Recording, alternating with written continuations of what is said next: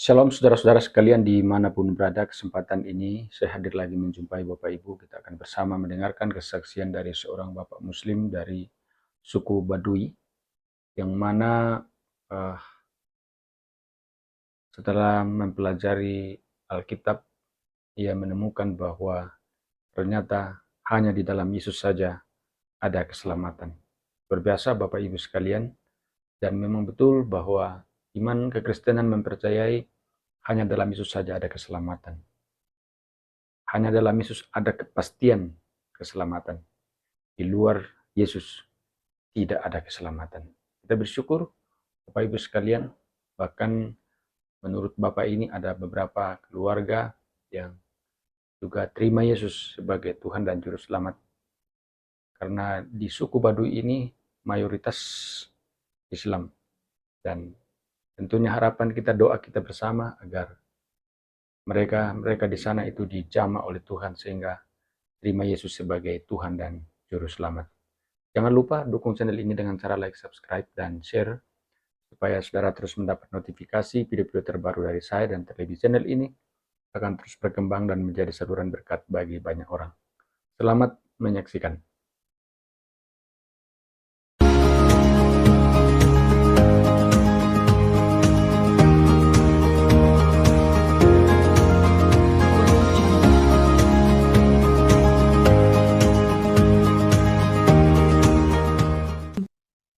Saya berasal dari suku Baduy.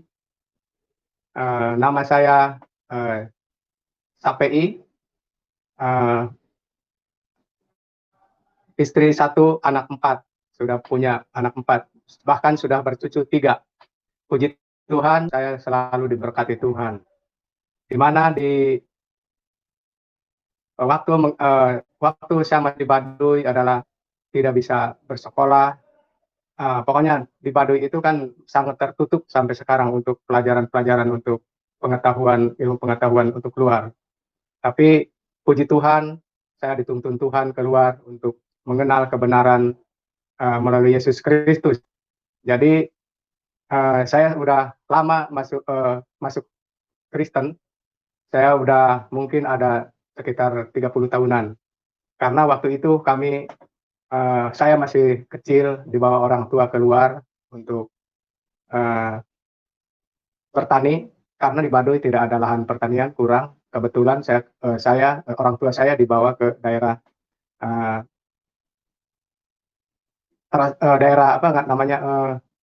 perkebunan. Di situ kami dikasih tempat lahan oleh pemerintah seluas 1 hektar. Jadi disitulah kami menemukan kebenaran Tuhan Yesus. Karena sesudah keluar dari situ, kami tidak diakui lagi oleh suku Baduy, tidak diakui lagi kepercayaan Baduy, karena kepercayaan Baduy tidak bisa keluar untuk membuat kampung, kecuali bikin tempat ladang-ladang, harus tetap pulang ke sana. Jadi itulah keunikan Baduy. Tapi kami milih keluar karena kami sudah tidak diakui lagi di Baduy, maka kami pilih masing-masing. Keluarga saya waktu itu masuk Muslim. Adik saya anak yang ke-1, bersaudara. Jadi adik saya sudah di Muslim semua.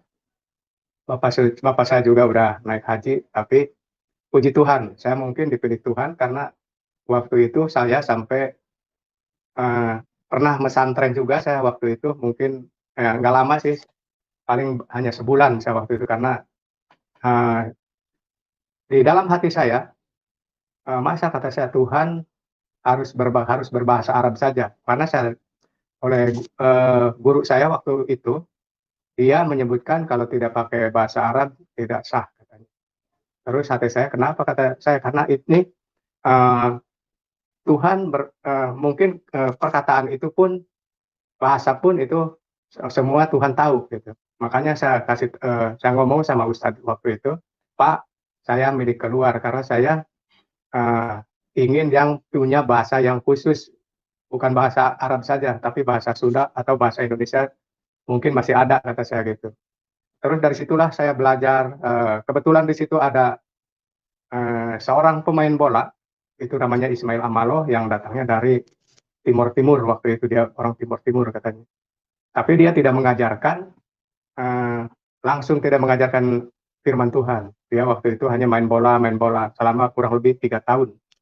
Jadi selama main bola itu, sebelum kita main bola, belajar main bola, dia berdoa. Jadi nggak tahu doanya seperti apa gitu. Setiap mau main bola, berpegangan tangan, dia umat kami berdoa gitu. Lama-kelamaan kami ingin tahu, terus ditanya gitu, tanya. Sesudah ditanya, dia punya buku tebal, terus ditunjukkan, ini buku apa, kata kami ini. Ini katanya hidup saya tidak berarti tanpa buku ini, katanya. Boleh kami pegang? Kami gitu. Boleh, yang bebas, katanya. Karena setahu kami, karena di Baduy tidak ada buku atau tidak ada kitab suci, kalau pegang Al-Quran itu harus wudhu dulu. Makanya kami hati-hati tidak berani pegang, karena takutnya seperti itu, gitu, seperti Al-Quran. Tapi dia memberi kebebasan kepada kami, terus sesudah itu dia bolak-balik ke Bandung atau datang ke tempat kami. Iya, datang ke tempat kami, terus dia sesudah dia datang, kami tanya bahwa ada ayat, ada yang ayat-ayat kecil dan ayat-ayat besar. Jadi dari situlah kami mulai belajar Alkitab namanya. Jadi dari situlah belajar Alkitab. Terus sesudah itu kami terus mempelajari, akhirnya kami sebarkan kepada saudara-saudara kami di daerah situ. Karena kami di daerah pemukiman itu, orang Baduy itu sekitar 80 keluarga waktu itu yang keluar dari Baduy. Tetapi sesudah tahu bahwa di situ ada orang Baduy, ada orang Kristen, maka kami akhirnya dapat perlakuan yang tidak baik dari tetangga kami gitu, seperti dari pemerintah, dari lingkungan. Terus kami dari situlah dieksekusi masing-masing, dipanggil ada yang ke Koramil, dipanggil ke Kapolsek, jadi ditakut-takuti waktu itu kami. Waktu itu sekitar 15 keluarga yang masuk Kristen, tapi akhirnya dia pada keluar karena mereka ketakutan, tanahnya juga ditakut-takutin mau diambil lagi, jadi akhirnya mereka kebanyakan masuk Muslim. Tapi puji Tuhan, kami mungkin ada 4 keluarga lagi yang masih tetap teguh untuk menerima Tuhan Yesus, karena Tuhan Yesus adalah, menurut kami, adalah satu-satunya yang kami cari. Karena di ajaran-ajaran yang lain kami tidak pernah temukan bahwa keselamatan itu melalui Yesus. Tetapi keselamatan itu hanya melalui Yesus, yang lain harus melalui amal, perbuatan, kalau itu tidak. Jadi makanya itu yang saya sampai sekarang, sampai teguh, sampai selalu memegang Tuhan Yesus. Yesus adalah satu-satunya keselamatan. Ya, itulah perjalanan hidup saya waktu, dan juga tantangannya juga, saya sempat sebagai sama orang tua saya juga sempat tidak diaku keluarga. Selama saya 3 tahun aku keluarga, sampai ke rumahnya pun tidak pernah dibalas kalau kalau ngomong, pokoknya dicipin, nggak dianggap saudara, udah dikeluarin. Tapi lama-kelamaan ya, saya selalu kalau dia sakit, saya kunjungi, saya selalu berdoa, tetap aja walaupun dia nggak mau ngomong, kalau dia sakit selalu saya datang. Tapi puji Tuhan, sekarang dia sudah mengakui saya sebagai orang Kristen, saya diakui di keluarga. Bahkan kalau saya tidak datang ke tempat beliau, dia sangat rindu, selalu harus datang. Selalu saya doakan. Jadi puji Tuhan, walaupun belum menerima Yesus sebagai juru selamat, dia sudah, orang tua saya khususnya, masih menerima saya, dan doa-doa saya diterima oleh dia gitu. Umur orang tua saya sekarang udah 101 umurnya. Jadi udah tua, saya selalu puji, jadi puji Tuhan. Dia selalu menerima saya di tempatnya. sesudah saya menerima Yesus sepenuhnya, maka mujizat-mujizat Tuhan pun selalu mengikuti saya. Nah, seperti saya mungkin dikasih karunia penyembuhan, karena kadang-kadang kalau saya berdoa kepada Tuhan, uh, banyak yang sembuh. Jadi banyak yang disembuhkan. Waktu kemarin ke Bandung, kebetulan datang ke Baduy Dalam waktu itu kemarin, diadakan di sana pengobatan, terus ada yang lumpuh, satu orang, terus kami doakan, saya doakan khusus untuk itu. Jadi dia sudah kembali lagi, jadi tinggal pemulihan untuk penyembuhan. Itulah yang berkat mujizat-mujizat Tuhan yang diberikan kepada saya sekarang. Dan sekarang juga ada penginjilan yang saya lakukan. Jadi disitulah ada perkumpulan-perkumpulan orang Baduy yang saya selalu kunjungi. Jadi mudah-mudahan atas doa dan dukungan dari saudara-saudara seiman supaya pelayanan saya diberkati Tuhan, banyak jiwa yang diselamatkan khususnya dari suku Baduy.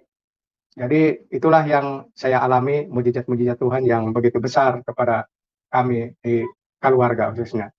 Jadi puji Tuhan, kesaksian saya ini supaya menjadi berkat bagi pelayanan Tuhan, supaya banyak jiwa yang diselamatkan, karena Tuhan Yesus adalah satu-satunya yang sudah disahkan oleh Allah sendiri, karena begitu besar kasih Allah kepada manusia, sehingga ngasihkan anaknya yang tunggal untuk menjadi keselamatan bagi umat manusia. Jadi itulah yang saya pegang sampai sekarang. Dan ayat inti saya selalu dipegang adalah Yohanes 14 ayat 6, akulah jalan kebenaran dan hidup. Jadi tidak ada jalan kalau tidak melalui Yesus. Jadi itulah mujizat-mujizat yang saya sudah terima dari Tuhan Yesus. Puji Tuhan. Puji Tuhan.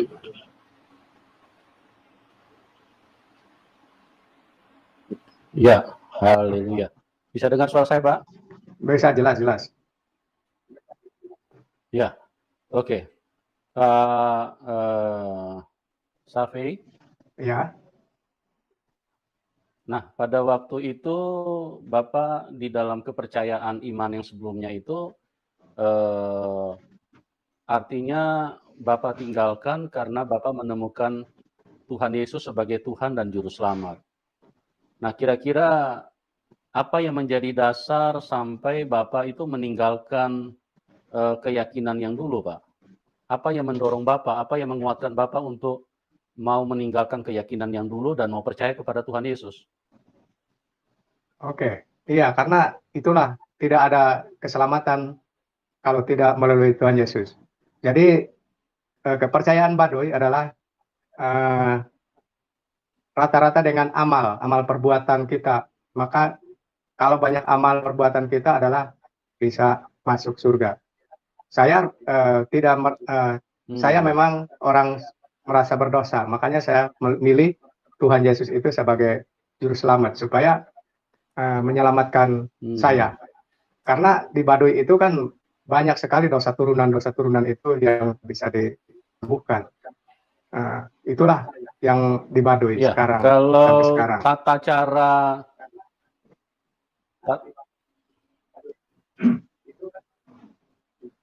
Halo.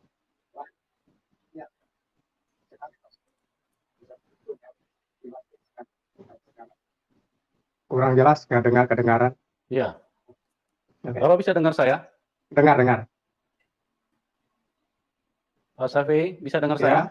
dengar. Pak Safi? Iya, boleh. Terus. Sudah.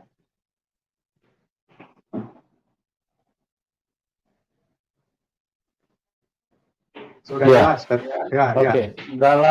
Dalam kepercayaan yang lama menjalankan ajarannya itu seperti apa ya Pak pada waktu itu dalam begini, agama Pak. kepercayaan? Iya.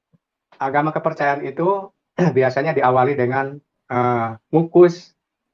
Ngukus itu bakar sesuatu atau bakar menyan atau garu, itulah ngukus. Jadi ngawalu, muja, ngalaksa, itulah perkataan di Baduy itu, apa kata cara ibadah di Baduy. Jadi ngukus itu kan meminta kepada Sang Pencipta. Tetap orang Baduy itu meminta kepada Sang Pencipta, orang kepercayaan itu. Jadi di dalam ngukus itu bahasanya seperti ini. Neda-neda kagusti numaci ka Allah nu maha kawasa menciptakan bumi jeung langit, minta dikabul sapanuhun dijabah sapaneja. Itulah perintahan orang Baduy di dalam ngukus itu. Jadi dari situlah baru jampe-jampe apa gitu yang di Iya. Oke, Pak. yang Terus jadi orang setelah Baduy itu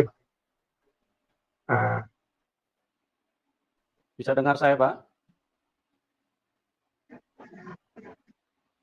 agama Halo. ngawal melakukan sesuatu yang habis panen. Jadi itulah ngawalu. Jadi ngawalu itu salah satu adat mereka yang tidak bisa dibuang sampai sekarang. Iya. Oke, Pak. Terus Tapi itu pun tadi Bapak tidak membawa keselamatan bagi mereka. Halo. Oke. Ya, tadi Bapak katakan setelah percaya Tuhan Yesus banyak tekanan yang Bapak alami atau tantangan, di mana yang pertama dari orang tua, terus dari apa? Dari tetangga. Iya, dari tetangga-tetangga. Tetangga-tetangga juga tadi Bapak bilang dari apa? Petugas-petugas ya? Iya, dari kalau petugas sih mungkin ada laporan dari tetangga atau dari tetangga sebelah gitu. Dari kepercayaan yang sebelah. Nggak mungkin kalau pemerintah mah itu membeda-bedakan, cuma mungkin ke laporan yang lain gitu. Jadi mereka cuma tanya begini aja, kenapa kamu pilih Kristen kayaknya gitu. Karena di sekitar kita tidak ada Kristen, itu agama untuk orang kota gitu. Begitu paling. Iya, cuma begitu aja. Terus saya jawab kan, iya. Pada waktu itu apa yang Bapak jawab? Iya, pada waktu itu kan kata saya itu pilihan pribadi. Ya, takutnya kan dia takut pemerintah itu atau orang milih itu takutnya dibujuk-bujuk gitu, disuruh itu, padahal tidak. Jadi itu pilihan pribadi. Bahkan saya kan pernah sekolah SD nih, terus saya diajarkan di sekolah itu PMP itu tentang agama. Jadi disitulah saya ingat gitu. Ada 5 agama katanya yang dilindungi. Maka salah satu saya pilih, yaitu Kristen. Jadi mereka sesudah itu tahu bahwa saya akan dibujuk-bujuk, jadi saya tenang gitu, enggak itu lagi. Cuma masalah itu sesudah itu pun tidak selesai. Mungkin kurang lebih ada sampai lebih dari 3 tahun itu tidak bisa dikunjungi kami ke sana, ke tempat kami. Karena setiap ada yang datang orang penginjilan langsung dicegat di jalan. Kadang-kadang mereka nggak pakai sendal pulangnya, dibuang tuh sendal mereka. Siapa yang mencegat, Pak? Dari situ. Waktu itu, iya, waktu itu kami bergerejanya ke Rangkas Bitung, ke kota. Jadi dari tempat saya ke Rangkas Bitung itu sekitar 30 kilo waktu itu. Jadi kalau mau ke gereja jalan raya gitu, diteror, harus masing-masing. Nah, seperti mau bawa pakaian ke kebun gitu untuk ke gereja juga. Itulah yang tantangan yang kami hadapi waktu itu. Ya, istilahnya ada pihak-pihak yang sengaja untuk membuat supaya jangan percaya kepada Tuhan Yesus ya. Iya, ya itu intinya seperti itu. Intinya seperti itu. Jadi makanya kami tidak bisa waktu itu tidak bisa bersama-sama mau ke gereja juga gitu, karena harus jumput jalannya. Ya. Jadi agama yang diizinkan pada saat itu cuman apa, Pak? Selain agama Baduy, maksudnya kepercayaan, agama apa lagi yang diizinkan untuk masuk? Di mana tuh? Di daerah Baduy tidak ada agama yang lain. Kalau di tempat saya itu Muslim aja, cuma Muslim. Cuma Muslim ya. Diizinkan. Jadi berarti Islam saja yang diakui. Kalau di Baduy sampai dan pilih agama harus keluar. Jadi selain agama Muslim istilahnya alami, gitu. Istilahnya tidak diakui gitu ya, Pak? tidak diakui oleh masyarakat di situ, oleh selain Muslim. Tapi kan kami selalu Jadi, bertahan gitu karena ya oke.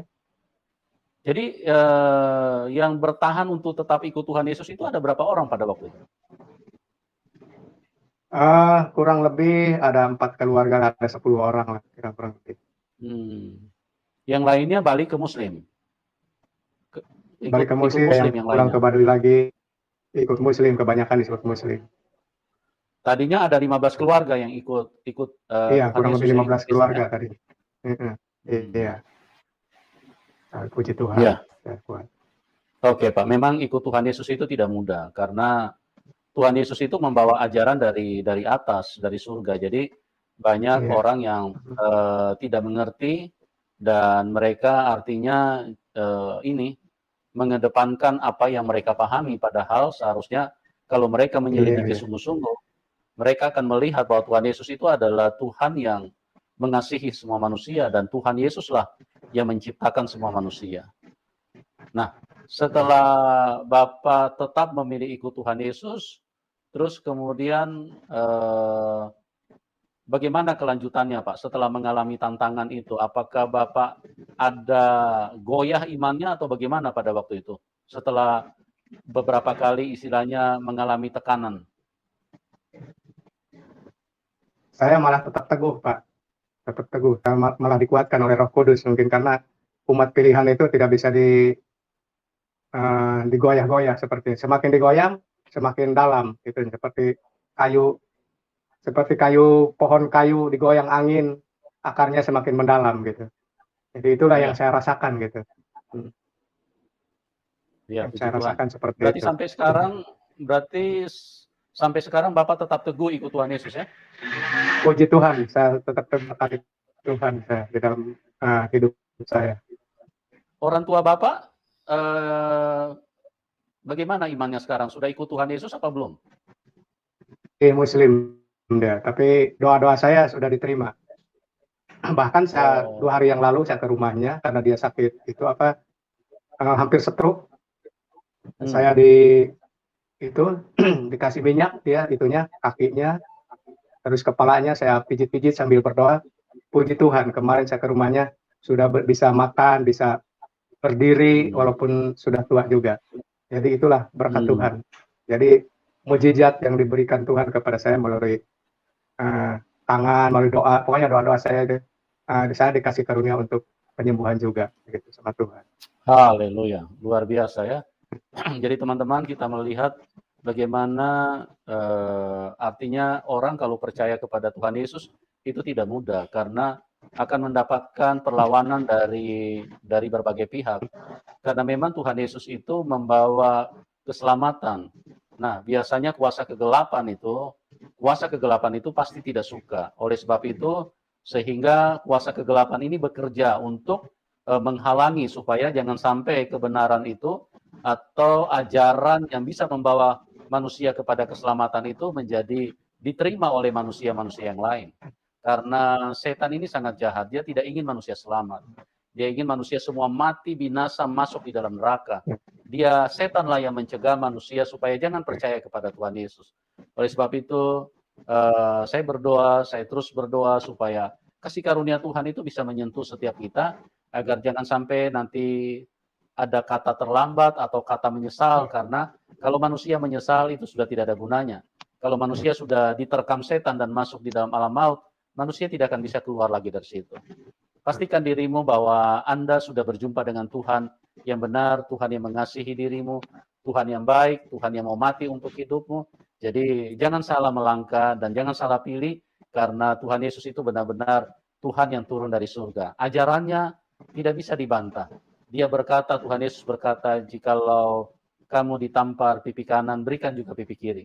Mana ada manusia bisa mengajarin seperti ini?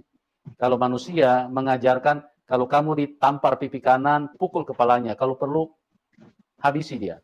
Itulah yang berlaku di dalam kehidupan manusia. Tapi tidak dengan Tuhan. Artinya, Tuhan mengajarkan cinta kasih. Tidak perlu membalas. Karena Tuhan sayang semua kepada manusia.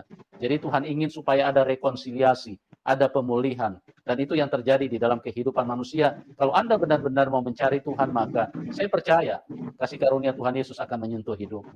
Jangan keraskan hatimu karena waktu ini singkat, teman. Waktu kita tidak banyak, jadi jangan sekali lagi, jangan sampai terlambat. Tuhan Yesus mengasihi kita semua. Nah, Pak Safe, kira-kira pesan apa yang Bapak bisa berikan kepada teman-teman yang belum kenal Tuhan Yesus, supaya mereka juga bisa kenal Tuhan Yesus? Silakan, Pak. Oke, terima kasih atas waktunya telah diberikan kepada saya.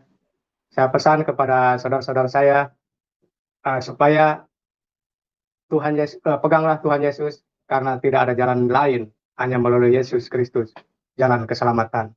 Jadi jangan merasa terlambat karena penyesalan itu salah. Karena kita harus selalu pegang keselamatan itu hanya melalui Tuhan Yesus. Tidak ada jalan lain, hanya melalui Yesus Kristus keselamatan itu. Itulah yang saya tekankan kepada kita semua, karena Tuhan selalu sayang kepada semua manusia, supaya semua manusia diselamatkan. Karena tidak ada jalan lain, hanya melalui Yesus Kristus yang sudah disahkan oleh Allah, korban di Bukit Golgota di kayu salib, itulah mencurahkan darahnya ke tanah untuk menebus sekalian manusia. Jadi itulah pesan dari saya. Semoga diberkati Tuhan. Semoga nama Tuhan dimuliakan. Amin. Ya, saudara yang dikasihi Tuhan, sungguh luar biasa kesaksian Bapak ini. Semoga mereka, saudara-saudara kita yang ada di sana, dijamah oleh Tuhan sehingga semakin banyak yang percaya kepada Tuhan Yesus. Semoga kesaksian ini bermanfaat bagi kita, memberkati, menguatkan kita sekalian, supaya kita tetap hidup di dunia ini sesuai dengan kehendak Tuhan, dan terlebih kita berdoa agar semakin banyak jiwa yang datang kepada Tuhan. Sampai jumpa di video-video berikutnya dan Tuhan Yesus memberkati.